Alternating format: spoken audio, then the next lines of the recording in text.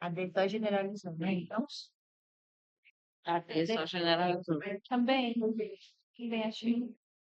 Não justificou nada. A gente vê a é.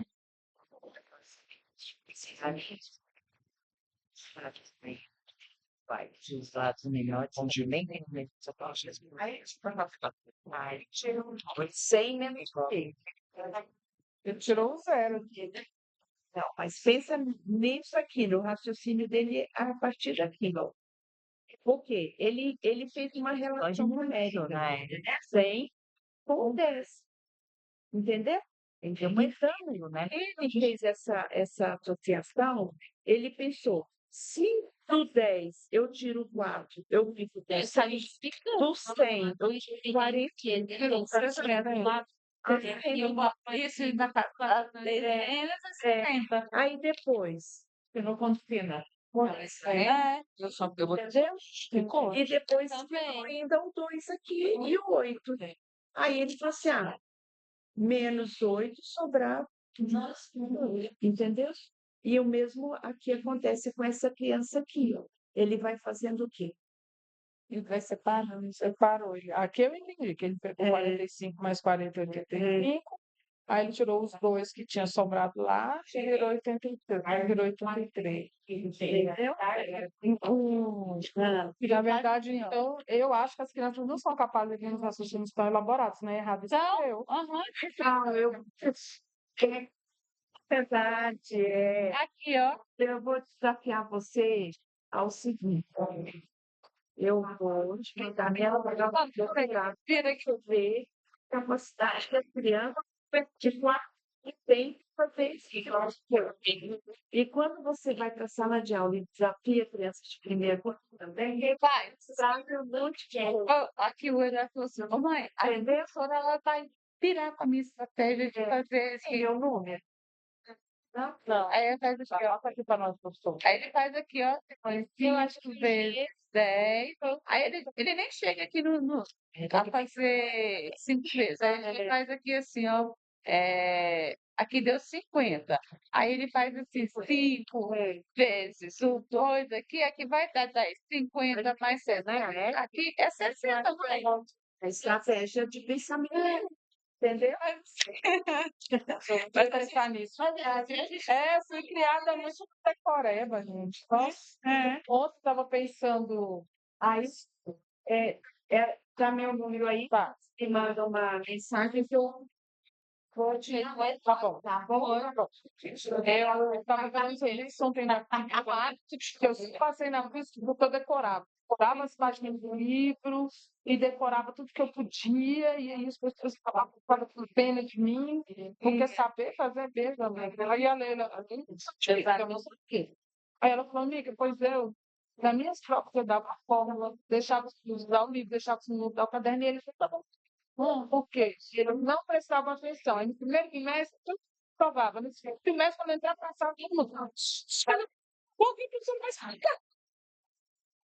Eu tive que perceber que não adianta eu decorar. Se eu não entender como que eu vou usar isso daqui, só tem a forma do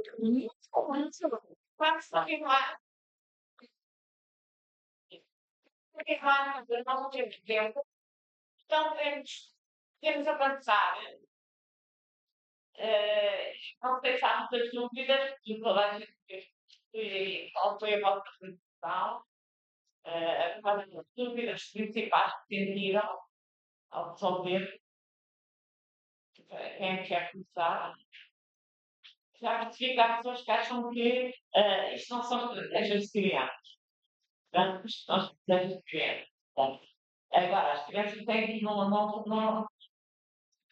isto não se inicia assim, portanto, já houve um trabalho anterior todo, portanto, não é propriamente. Amanhã vou falar sobre isso, olha, já ficou espera aos minutos, não é? Espera aos minutos, portanto, vou falar sobre isso e, portanto, depois talvez dê mais chega para tirar algumas dúvidas que são lá as ideias que temos. De qualquer forma, isto é aqui a ideia destes estragos, portanto, são estragos de clientes, é verdade, estragos artificiais, mas a ideia foi tirar estragos que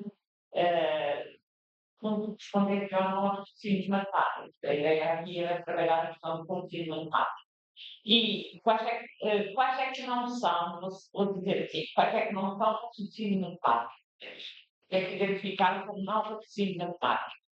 Quem é capaz de quem é que quer dizer?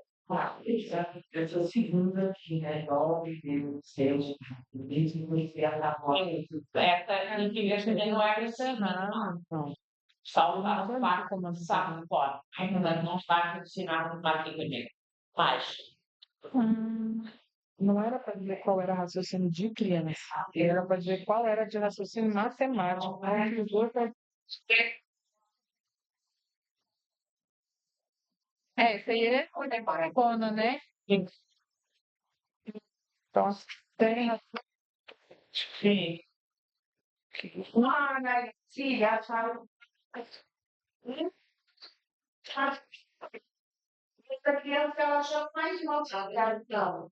Sim, tá bem. Mas é só uma associação visual. Não ensina propriamente. Eu não há um ensino matemático, há uma associação visual. No fundo, ela ou ele, o pai olha e vê.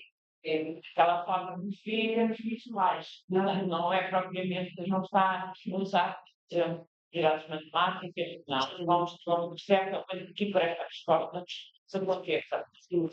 Eu acho que vamos dizer que não há muito tempo de tem um sonho, já não é, e ela, claro, é porque tinha, aí tem mais chegar bem, né? E claro, aí tem, aí tá, é isso mesmo. Portanto, só com esta resposta, ela está a fazer uma interpretação visual, não é? Portanto, associar a forma com aquela forma. E não mais do que isso. Claro que vocês podem ter que dizer, mas põe que ela já sabe, sempre com esta resposta nós não sabemos. Portanto, não podemos conversar aqui, eu vou dizer que é preciso amar. Bem? Mas, então, uma ensino matemático esse foi, então, de pensamento mais elaborado. Sim, no fundo, justifica a primeira, por exemplo, 45 mais 48 é 83, porque ela, por 45 mais 40, portanto, vai associar num total de temas, porque é mais fácil somar, né? Dá 85, logo, menos 2 é 83. Isto é um signo claro. Portanto, ela está a justificar que é que aquele resultado é aquele do ponto de vista da matemática. Aí nós dizemos que está em signo matemático. Mas quando diz que é guarda de fora, no livro não se vê alguns, não está a usar o algoritmo, a mesma coisa na questão das funções, nestas figuras que ela está a fazer, é realmente justificar matematicamente, embora seja um material concreto, mas é uma justificação matemática, não é? Foi matemática quadrado, sobre as propriedades do triângulo do quadrado, mas através do material manipulável, ela consegue, no fundo, pegar num triângulo e construir um quadrado e vice-versa. Portanto, certo, que aquelas duas figuras são equivalentes. E por isso, nós dizemos que há que reduzir na tomada também. A mesma, havia algumas dúvidas, neste caso, quando pergunta vai nos determinar que tem que começar a contar uma caixa aberta, determinar não vai ter que estar no género. Então, sim, coisas aqui, legal, não dá uma verificação do grupo de falta à carta, não é? Portanto, uma caixa aberta. Neste caso aqui, o que é que ela faz? Ela diz dobra assim, dobra assim, tá? Embora seja um raciocínio muito ligado ao concreto que está. Está bem? Mais alguma coisa? Festas que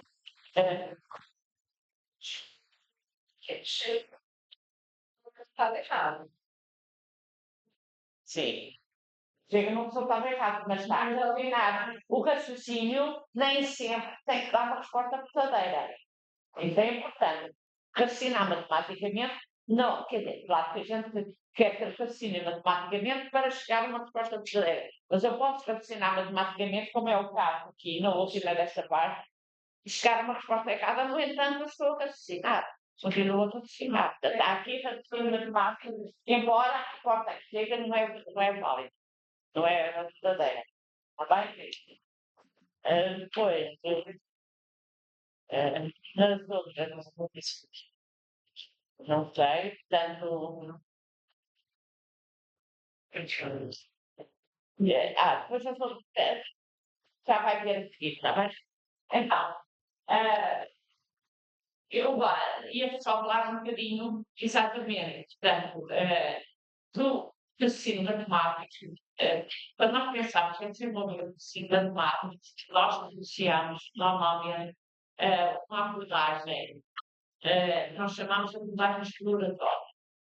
Porque é isto, talvez respondamos a vossas dúvidas, algumas das vossas dúvidas sobre aquilo que estavam a pensar. Porque é isto uma abordagem Precisamos.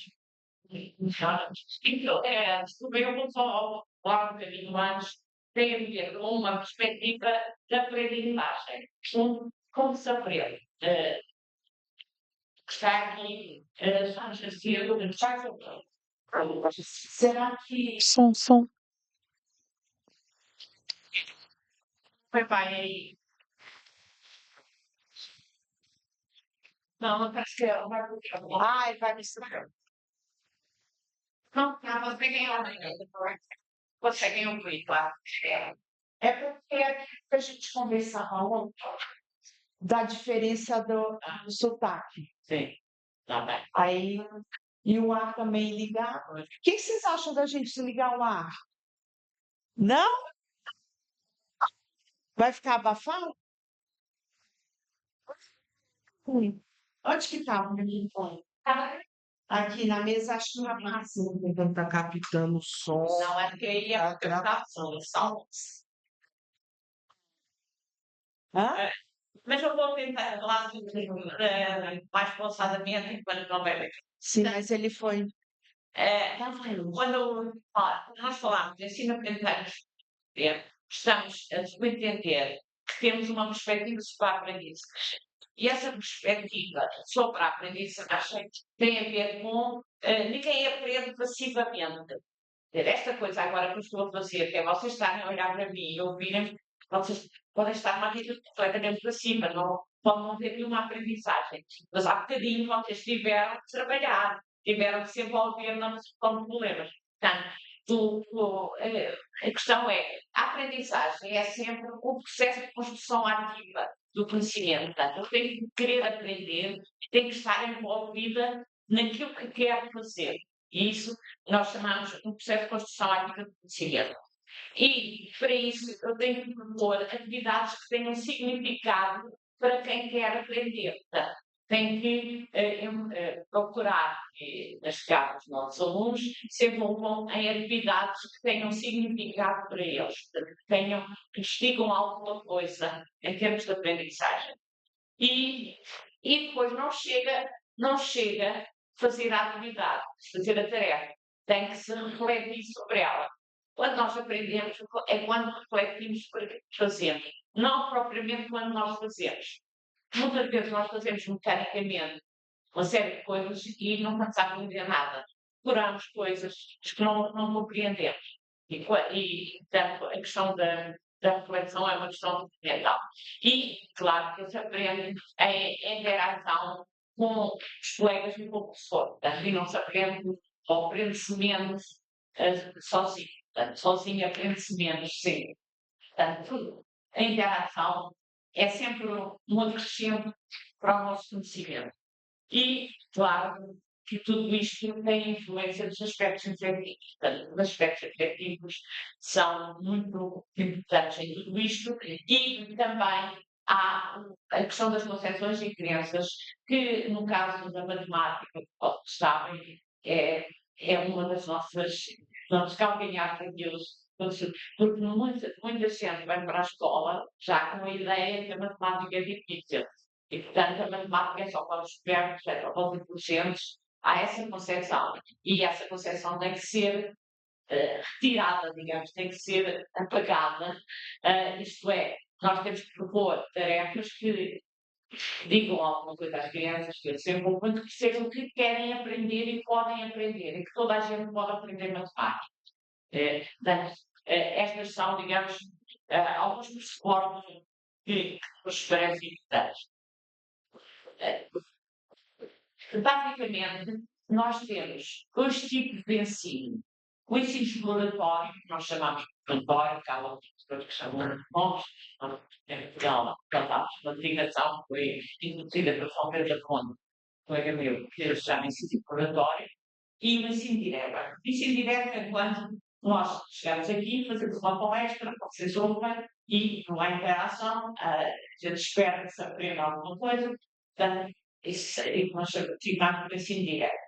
E o ensino exploratório é quando, no fundo, nós envolvemos os aprendizes naquilo que queremos que aprendam. Portanto, no fundo, ensino, o ensino exploratório distingue-se pelo papel que é dado tanto ao professor como ao aluno. Portanto, os papéis desempenhados pelos professores e pelos alunos são diferentes quando estamos a pensar em ensino exploratório e ensino direto. E pelas tarefas que são propostas, tarefas vocês não vão escolher ou não. Sim. As tarefas, portanto, aquilo que nós vamos usar. Porque, no fundo, a ideia da tarefa é uma ideia interessante. Quando nós, quando propomos aos crianças serem qualquer coisa, nós temos tarefas. Depois eles esperemos que eles se envolvam na resolução da tarefa. E nós dizemos que eles se envolvem na atividade. Mas nós estamos a propor uma tarefa. E, portanto, as tarefas, o envolvimento que eles têm nas tarefas e na forma como são geridas. É? Como realmente eles se envolvem naquilo que estão a fazer e qual é o papel do professor aí. E depois, pela comunicação que é gerada na sala de aula. Portanto, o que é que nós no ensino exploratório fazemos?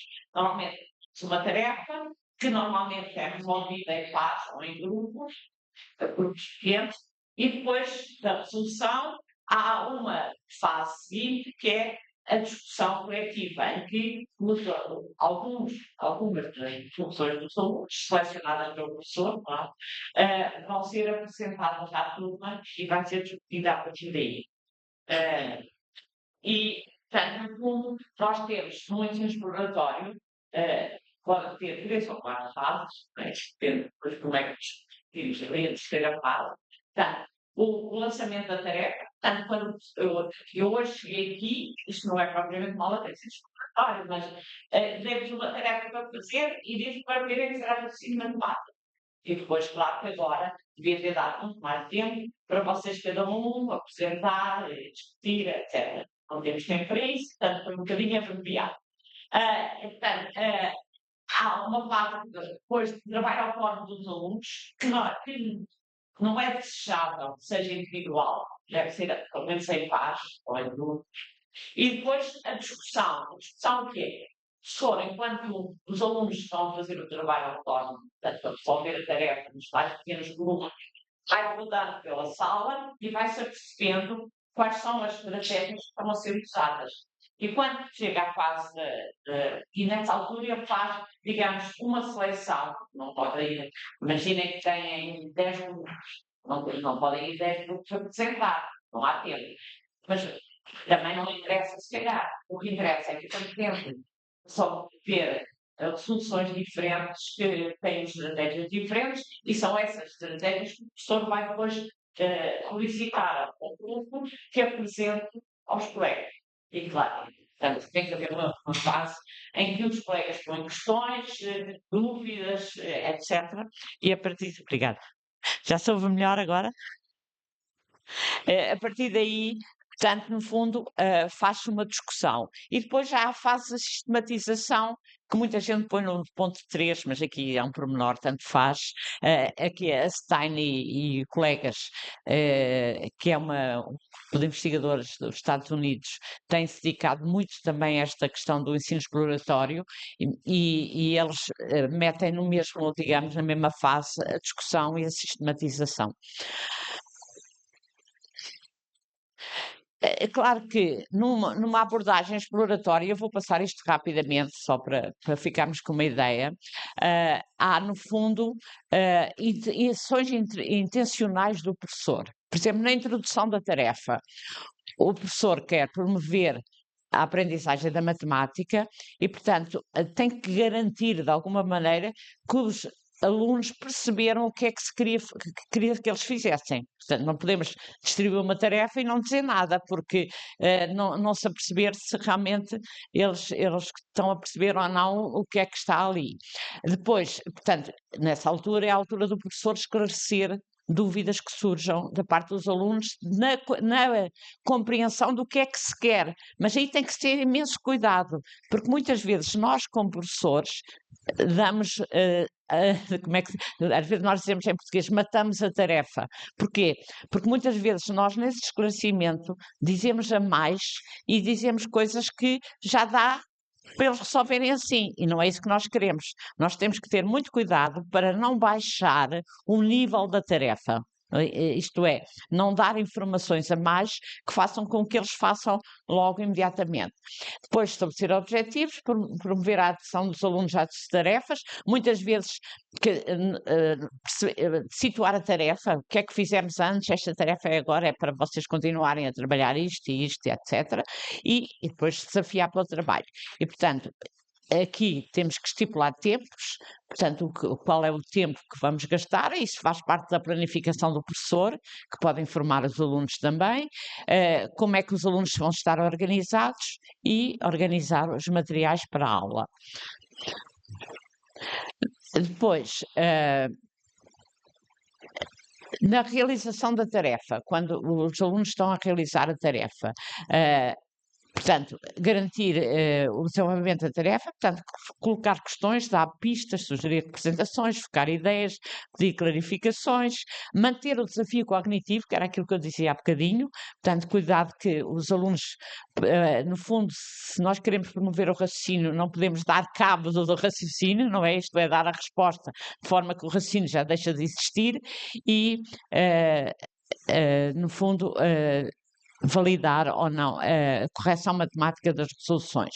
Portanto, regular as interações entre os alunos, providenciar materiais, pedir registros escritos, fornecer materiais, se for o caso, para usar, dar tempo para a apresentação, organizar a discussão e identificar reflexões, sequenciar relações. Tudo isto está num artigo que foi publicado pelos meus colegas e que está acessível na quadrante, podem em português, portanto não há necessidade, eu só trouxe porque estava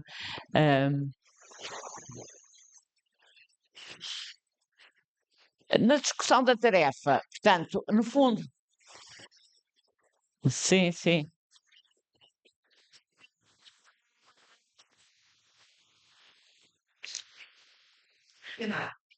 Vem o movimento, né? E os alunos estão justificando, e aí Sim, você vem colocando que a classe está organizada de maneira a que as pessoas possam justificar seus pensamentos, aí no final tem cuidar de não validar a correção matemática da resposta dos estudantes? Não, é assim, há uma tradição muito em Portugal, pelo menos sobretudo nos anos iniciais, que é o aluno quer sempre saber está certo ou está errado. E esta ideia eu não tenho que dizer nesta fase se está certo ou errado. Portanto, eu tenho que os pôr a trabalhar e tenho que fazer com que eles avancem no seu trabalho e depois, claro, que eu vou validar a correção na tal fase da sistematização. Mas aqui, quer dizer, eu digo, está certo, e eles já não fazem mais nada, não é? Não tem que dizer isso. Tem que, no fundo, é para não responder a esta ideia que aparece muito de a professora está certo ou errado, está certo ou errado. E é neste sentido que eles escrevem isto. Tá? Um dia. Depois, em termos da discussão da tarefa, portanto, no fundo, é o cuidar da a qualidade matemática das apresentações dos alunos. Isto é, no fundo, tentar que eles justifiquem tudo o que estão a apresentar, portanto, não apresentem. É muito importante, porque no fundo, um dos objetivos da matemática também é a comunicação matemática. E ao saberem justificar, ao saberem explicar aquilo que fizeram, eles estão, no fundo, estamos a promover essa comunicação matemática e, portanto, no fundo, esta ideia das justificações e outra ideia muito importante que é discutir a diferença e eficácia matemática das resoluções apresentadas, porque há resoluções que chegam ao resultado, mas vão por um caminho que é muito moroso e, portanto, é importante que os miúdos, vocês não usam o termo, para não? Que as crianças se habituem a perceber que há soluções mais eficazes que outras. E aí é nesta fase da discussão que a gente pode ter vários tipos de soluções e pode levá-los a perceber, não é dar-lhes a resposta, levá-los a perceber qual é que é a mais eficaz, a menos eficaz em termos da matemática que se pretende. Portanto, no fundo, depois não vou ler isto tudo, mas a questão da discussão dos erros é também um aspecto muito importante, quer dizer, muitas vezes, há bocadinho perguntavam na ficha que eu vos dei, aquela estava errada, mas era de propósito, não é? Porque agora, a partir dali, o professor tinha que ir, no fundo, levá-los a tentarem perceber o que é que eles tinham errado e porque é que tinham errado e como é que iam corrigir, etc. Portanto, não temos que apresentar só soluções corretas, mas temos que pegar, por exemplo, numa solução daquelas e o que é que ali está errado e como é que a gente vai corrigir, não é? Portanto, nesse aspecto. Quer dizer, acho que não vou ler isto tudo, que não vale a pena. E, portanto, e depois, claro que há a fase da sistematização. E essa sistematização é sobretudo da responsabilidade do professor, claro, com a colaboração dos alunos. Portanto, no fundo, aquilo que nós queríamos, quais eram os nossos objetivos matemáticos? Nós estamos a ensinar matemática, não é? Quais eram os nossos objetivos que tínhamos para aquela aula em termos de aprender matemática? E, portanto, e tentar, no fundo, reforçar isso e identificar quais são os aspectos-chave, quais são aquilo que a gente quer que eles retenham de alguma maneira a partir daquela tarefa, que claro que depois temos todo o aspecto mais operacional, que é no fundo a questão do registro, por exemplo, de eles perceberem que é importante verem qual é o conhecimento matemático que está ali implícito, etc. Pronto, isto assim é muito rapidamente, um bocadinho para ficarem com a ideia o que nós chamamos de abordagem exploratória aqui da matemática. Nesta ideia das práticas de ensino. Diga. Interrompam-me cada vez que quiserem, isto não é para ser uma palestra, não é? Diga. Que a gente chama da metodologia ativa, né? Sim, claro. É mesmo isso, sim, sim, sim.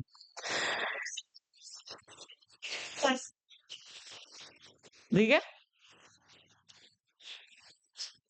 Sim? Nada. Pronto, portanto, no fundo, há estes dois aspectos que são essenciais aqui quando a gente fala em ensino exploratório. Por um lado, as tarefas propostas. Há muitas tarefas que se calhar são as tarefas. Eu não vou ter tempo agora, portanto não vou falar disso, mas quando nós falamos aqui de ensino exploratório, nós estamos a pensar em determinado tipo de tarefas, mas há outras que é importante fazer em matemática, por exemplo, fazer exercícios para treinar o cálculo é importante também, mas se nós estamos a pensar em tarefas de ensino exploratório, temos que pensar nas tarefas. Portanto, as tarefas têm que ser tarefas que levem a alguma discussão, portanto que muitas vezes tenham mais que uma forma de chegar ao resultado, etc. Portanto, temos que pensar nas tarefas. E depois temos que pensar também, muito, muito importante, a comunicação que se estabelece na sala de aula. Portanto, que tipo de comunicação nós conseguimos estabelecer e como é que temos a garantia que toda a turma, por exemplo, no fundo, chega ao fim e e cumpriu de alguma maneira aqueles objetivos que nós definimos à partida. Eu tinha aqui um slide com as tarefas, já nem me lembrava. Portanto, esta é uma categorização que o Ponte fez em 2005, que no fundo ele considera vários tipos de tarefas, exercícios, tarefas exploratórias, problemas, tarefas de discussão. Mas a ideia é que, no fundo, no ensino exploratório, é importante trabalhar tarefas que constituam assuntos relevantes de discussão, portanto, nesse sentido. Pronto, isto aqui acho que não vou falar, senão não tenho tempo. Portanto, a ideia, vou pôr isto tudo. Esta ideia que vem nos princípios para a ação do NCTM, quando a gente quando a gente pensa em práticas do ensino da matemática, o que é que nós temos que ter em conta? Por um lado, estabelecer objetivos claros da aprendizagem, o que é que queremos naquela aula, o que é que queremos que eles aprendam. Portanto, não pode ser, vamos fazer qualquer coisa e logo se vê. Não. A gente tem que ter uma intencionalidade, o que é que eles querem? Usar e relacionar, por exemplo, no fundo, tarefas que promovam a resolução de problemas de raciocínio matemático. Esse é o nosso objetivo na matemática, é resolver problemas, promover o raciocínio, não é? Depois, usar e relacionar representações matemáticas, e aqui aparecem todas as representações matemáticas, dependendo da idade das crianças, desde os manipulativos aos jogos, etc. Tudo isso são representações matemáticas. Favorecer um discurso matemático significativo. Nós não podemos ir para a aula usar uma linguagem matemática que as crianças não percebam, portanto, isso toda a gente sabe. E, por outro lado, colocar questões pertinentes é fundamental, a questão das questões. As questões que o professor faz aos alunos são fundamentais na aprendizagem. Eu até pus a outra cor, porque acho que são mesmo importantes. E, no fundo, são importantes os procedimentos, mas é a partir da compreensão conceptual. Há bocadinho estava a falar aqui com a Márcia e ela estava-me a dizer que o pai fazia as contas como estavam ali nas primeiras. Portanto, quer dizer, no fundo o que ele estava a usar era os conhecimentos, implicitamente ele estava a usar todos os conhecimentos matemáticos da numeração, etc., sem dar por isso, digamos, de alguma maneira. E apoiar um esforço consequente na aprendizagem da matemática. E depois obter e utilizar a evidência do pensamento dos alunos. Isto que eu vos dei há bocadinho, que tem, portanto, no fundo, muitos. Eu fiz uma compilação de muitos sítios para vos fazer essa proposta, mas o professor. Nós aprendemos imenso todos com aquilo que os nossos alunos fazem. Portanto, é importante que o professor, de vez em quando, olhe para aquilo que os alunos estão a fazer, qual é o pensamento daqueles alunos e veja a partir daí como é que está a sua aprendizagem. Portanto, é importante para isso. E depois, só muito rapidamente, na abordagem exploratória, isto é uma espécie de uma síntese. O professor tem que ter uma série de ações que estão sistematizadas, há vários textos escritos sobre isto, por exemplo, há um texto da Educação em Matemática que, no fundo, define aquelas 4 ações quando se está a defender. O professor portanto, convidar os alunos a fazer a tarefa, a ir apresentar, etc. Apoiar e guiar, é a função do professor. Informar, sugerir e, sobretudo, desafiar. Não é? Isso são funções do professor. E, portanto, em termos das fases da aula e tudo isto em termos de raciocínio matemático. Então, o que é o raciocínio matemático agora, que era um dos temas aqui do nosso trabalho? No fundo, a ideia que é um conjunto de processos mentais complexos através dos quais se obtêm novas proposições, portanto, o conhecimento novo, a partir daquilo que já conhecemos. Depois há outros autores que dizem capacidade que permite inferir afirmações matemáticas a partir de outras afirmações matemáticas e corresponde a um conjunto de processos que permitem extrair informação de outras informações. Portanto, no fundo, a ideia é que o conhecimento matemático é sempre uma construção de novo conhecimento para quem está a aprender. Claro, estamos aqui a falar. E há 2 processos fundamentais em termos de conhecimento matemático, que são o generalizar, que no fundo é identificar pontos comuns em casos diferentes, e agora já vamos pegar outra vez na vossa ficha, e o estender o raciocínio para além do domínio que foi generalizado. E depois o justificar, que é, no fundo, construir uma sequência lógica de cada um, suportando sem conhecimentos já estabelecidos. E vocês tinham aí na fase final da vossa proposta, no ponto 2, tinha uma série de frases que vos pedia para dizerem se estavam a generalizar ou se estavam a justificar. Portanto, a primeira frase era: a soma de quaisquer dois números pares é sempre par, é uma afirmação verdadeira. Os números pares são números divisíveis por 2, ao adicionar números com fator comum 2, neste caso a soma vai ter o mesmo fator comum, logo a afirmação é verdadeira. O que é que vocês classificaram esta A? Generalizar, muito bem. O quadrado é um losango porque tem os lados todos iguais. Qual era esta? O quadrado é um losango, tem os lados todos iguais. Está a justificar porque é que o quadrado é um losango. Portanto, será justificar. Depois, 12 mais 0 é 12, 4 mais 0 é 4, 8 mais 0 é 8.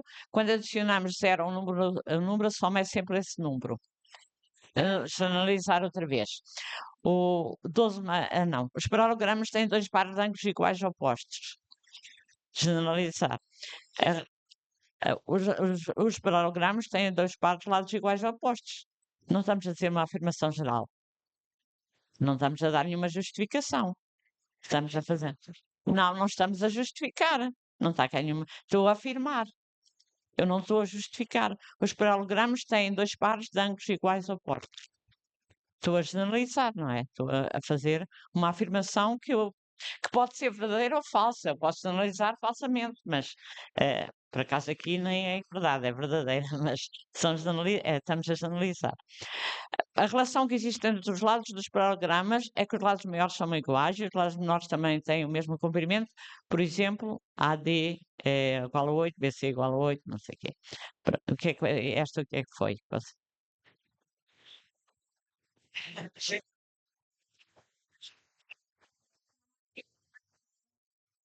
Diga, diga, como é que foi? Não ouvi. Sim. Mas quer dizer, não tem que ser, uma generalização não tem que ser verdadeira. Eu posso analisar erradamente, mas posso fazer uma generalização em termos de raciocínio. Ele é o que é que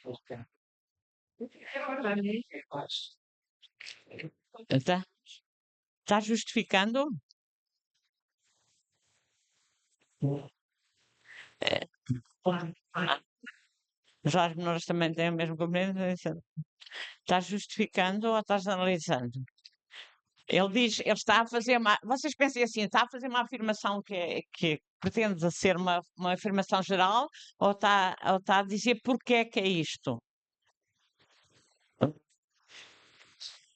Assim. Depois, a última, a F. Qual é a vossa? F, qual é? F é. Justificou, está a justificar. O prisma pentagonal tem 15 arestas, pois é o triplo número de lados da base. A G também é a justificação. Pronto. Diga. Tá? Alguma dúvida? Aí é a generalizar. Tá, sim. Então agora. Não.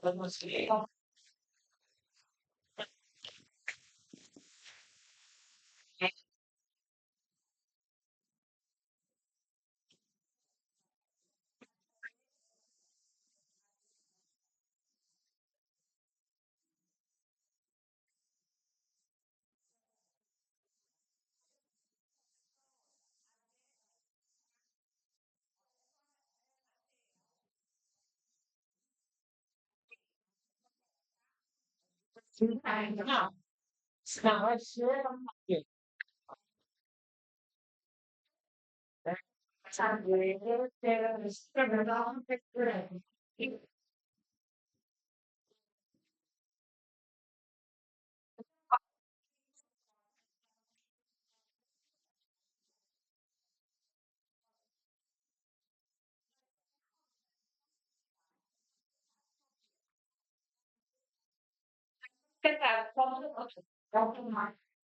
Mas só pessoal, deixa eu falar um bocadinho. Está bem? Olha lá, sim. Claro, só gente, a minha atenção que não tiver isso. Não esqueça de assinar a lição, porque eu só tenho, né? Tá? Quem vai te dar bastante informação aqui, ó. Que você cadê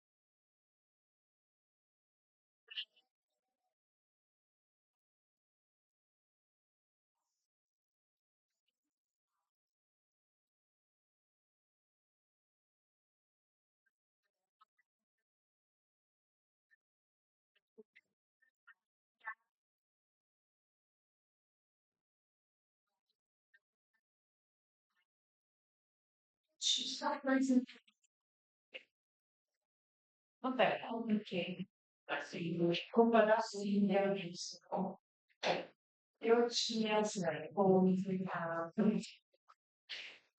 bem, então, eu vou curtir,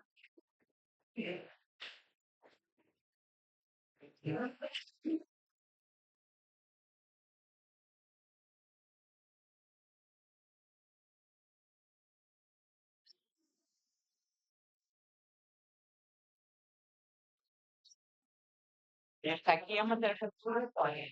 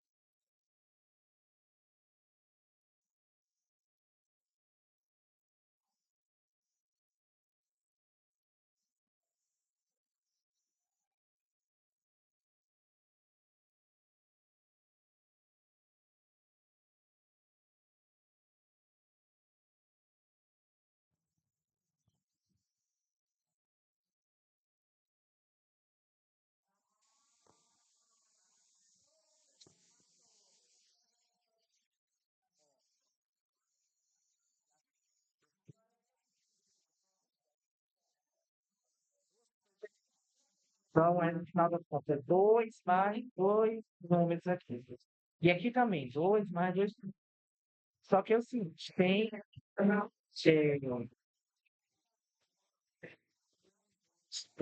4, sobram 4 números. Em uma dessas, vai ter 2 pares, de qualquer jeito. Não tem como formar aqui vai ser ímpar, ímpar, ímpar, ímpar.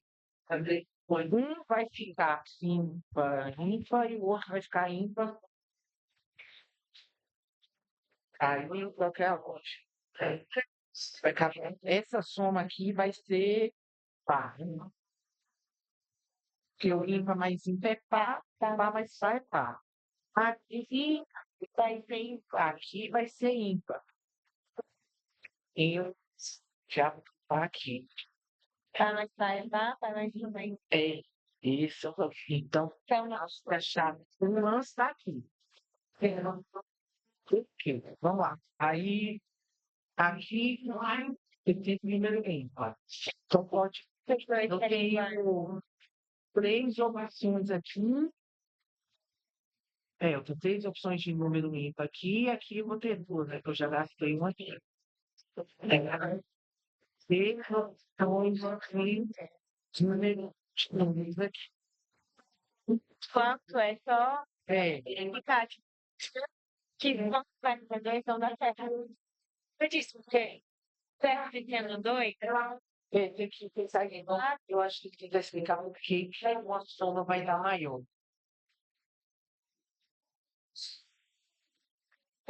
pode você parar assim, falar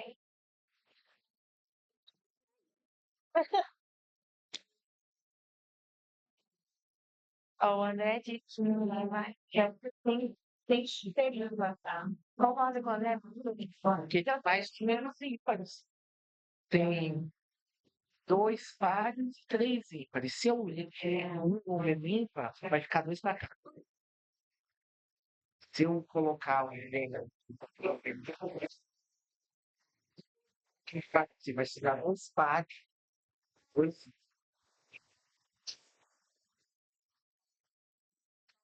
Então, essa soma é par e essa soma não é par. Eles não viram ela trabalhando essa mas então que nós matemática que ensina matemática e todo para e ele está pouco de processo e se aproveitar no processo que a criança se engaja para aprender capital. Porque nós temos de avaliação no início.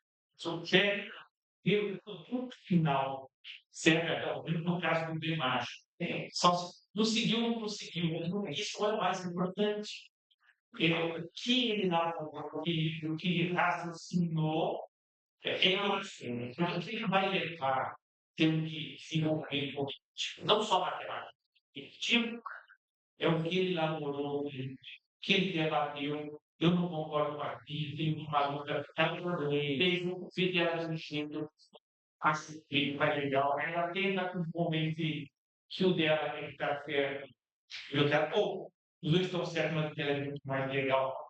E, então, essa discussão que a está falando é muito importante para a formação do professor de matemática educativo, que para a gente vai dar o resultado certo, e se não está certo, e a gente não se apropria, caminho da criança atrás para elaborar uma solução. Acho que isso é mais adolescente. Mas para isso, tem uma época que na nível tem uma etapa importante de ver o que é bom. E a partir dali, então, nos construir. A outra parte das pessoas é exatamente normalizar os resultados dos alunos. Claro que sim, também, talvez era um complicado. A forma que não é dessa muito bom. Os crescerem, virarem desenvolvimento. Não há nada tem que haver interação, tem que haver discussão, tem que haver discórdia, e isso faz parte do ensino de debate. E não o debate sempre vivo, não é? E não a questão do debate externo, mas não a partir daí. Que é digamos, por isso é que nós dependemos desta ideia do ensino exploratório. E tarefa, esta é uma tarefa, devo dizer, que é uma tarefa que é uma tarefa exploratória para os dois. Não tem que para a parte. Uma tarefa exploratória é muito difícil, ainda tem feito, porque eles têm que pensar. A ideia é uma tarefa exploratória. Mas também é importante termos ideia.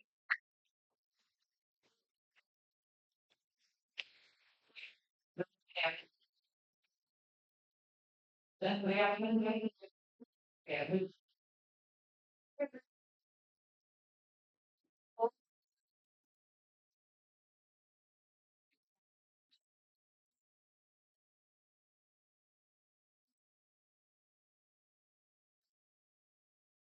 é muito importante também, é vir com todo o ser humano e ver o que é que vai acontecer e o que é que nós temos que mudar. Eu ainda no dia, a nível de objetivos claros. O que é que quer trabalhar para uns, agora, qual é a coisa que quer fazer e quer implementar. Aqui, agora não vamos ver tempo, vamos ver os debates. E importante para nós, tem que estamos aprendendo sempre, e que uma tarefa exploratória pode demandar horas de trabalho pedagógico. Tem que vir da nossa cultura, a cultura de ensino de matemática, de matemática, não, é exercício, mais exercício possível quantidade e perde em qualidade. Então, de repente, o sistema de aprendizagem, tarefa exploratória, é muito mais interativa que hoje nós estamos a matéria do sistema de ensino. E é exercício que você não tem. E aí você não tem essa possibilidade das trocas. E é por isso que a nossa base curricular, que é a BNCC, coloca que a aprendizagem matemática ela não é mais solitária, tem que ser solidária. E a qualidade da aprendizagem está na troca, que eu e a Cláudia, ela pensou de um jeito, pensei do outro, e com isso não podemos ter salas de aula com os alunos sentados individualmente.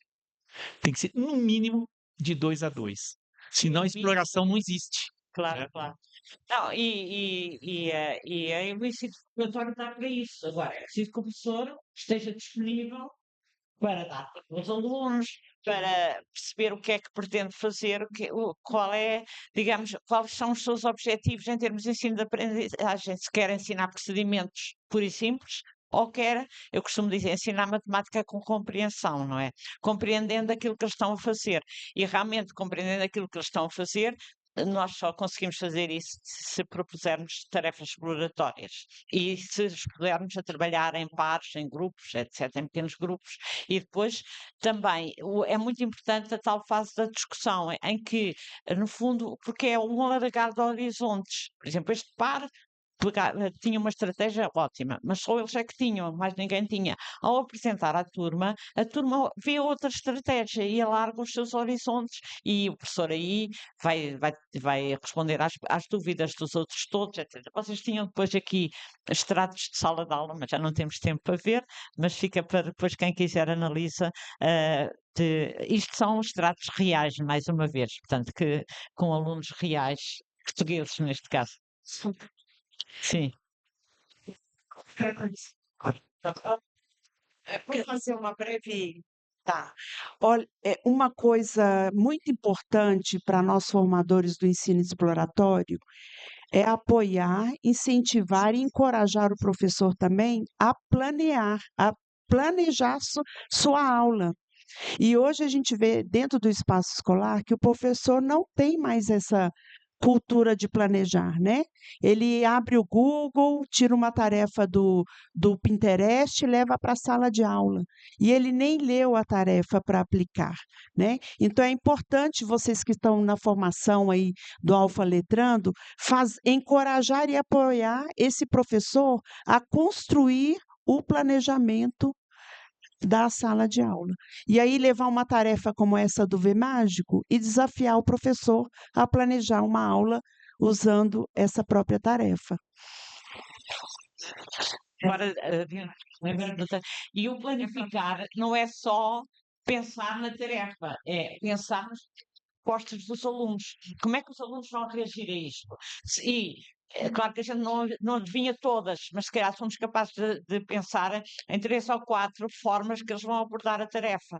E porque ao pensarmos nisso na planificação, nós estamos muito mais preparados para as tais questões inteligentes, como dizia aqui a colega, que vamos fazer sobre aquela resolução. Portanto, não é só o planificar. Antigamente havia muito aquela ideia que planificar é definir objetivos, pensar numa tarefa, definir objetivos, não sei o quê. Isso é tudo muito importante. Mas mais importante que isso, na minha perspectiva, é como é que isto vai funcionar. Eu pensar ou antecipar aquilo que vai acontecer na minha sala de aula. E ao antecipar, eu consigo responder muito mais às questões que vão surgir com certeza. Se calhar vão surgir outras que eu não pensei, mas como pensei noutras, também me ajuda a responder àquelas que eu não pensei. Isso é um aspecto importante. Digo. Só para tu ter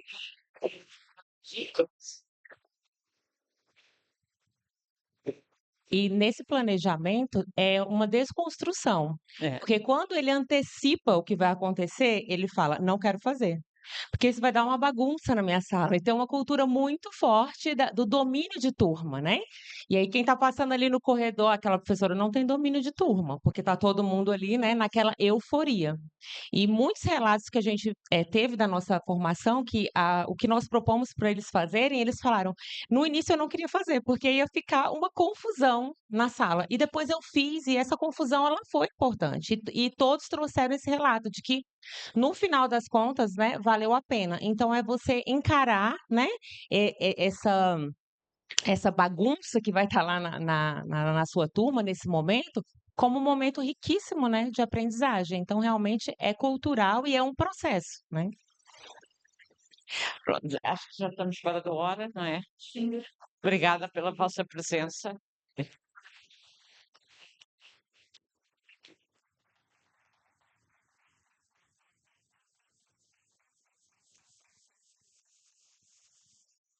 Obrigada, professora Serrazina, por esse momento, né, de grande aprendizado e reflexão. A gente tem uma lembrancinha para a senhora. Cília, entrega para nós, por gentileza.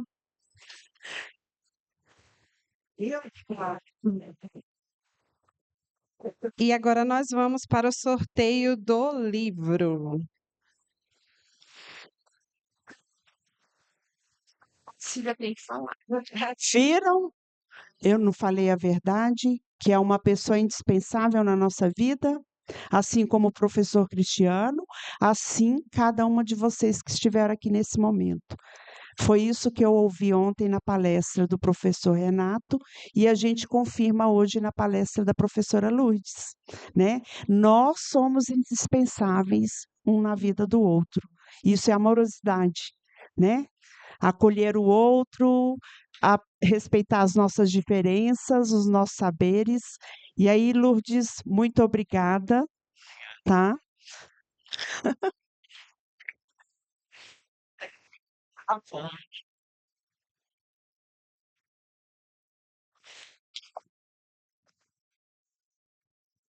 E agora eu vou convidar a professora Lourdes para entregar o livro, vai que, né? Não seja ela a sorteada.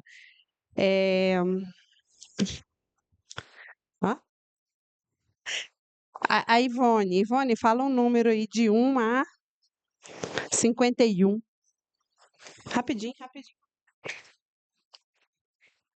O 18 não está. Mas, não, 29. 29. Também não. Força, vai lá. Aumenta, aumenta. 14. Não, também não está. Sobe esses números aí.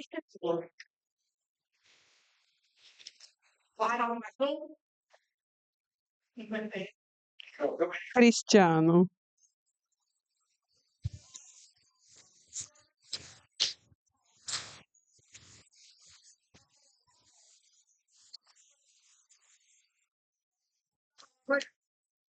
Também não está.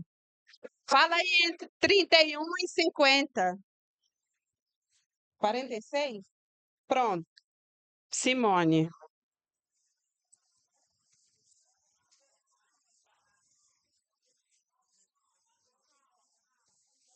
Alves Cortes.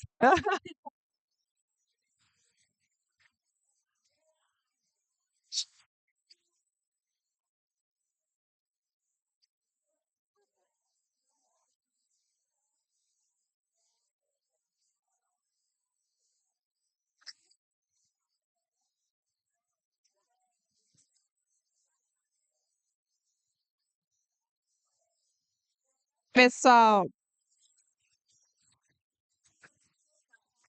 permaneçam onde estão. Nós teremos uma foto agora com todos. Em seguida, auditório, palestra com a professora Leandra, mais sorteio de um livro lá.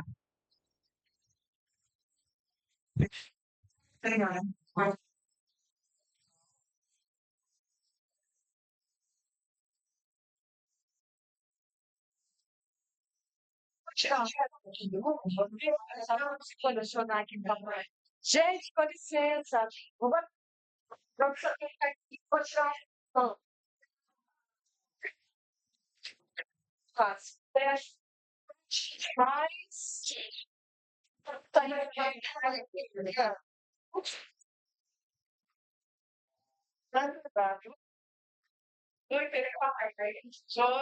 Vou tirar de tudo. Aí são biquinhos. Desse lado aqui, agora aqui. Isso.